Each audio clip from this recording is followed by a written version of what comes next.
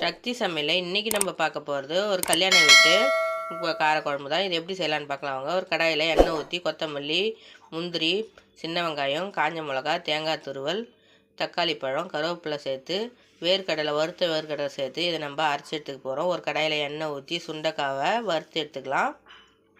இதே கடைசியில் தான் நம்ம சேர்க்க போகிறோம். இப்போ அந்த எண்ணெயிலே நம்ம வெந்தயம், பூண்டு, வெங்காயம், தக்காளி எல்லாம் சேர்த்து நல்லா வதக்கிக்க போகிறோம்.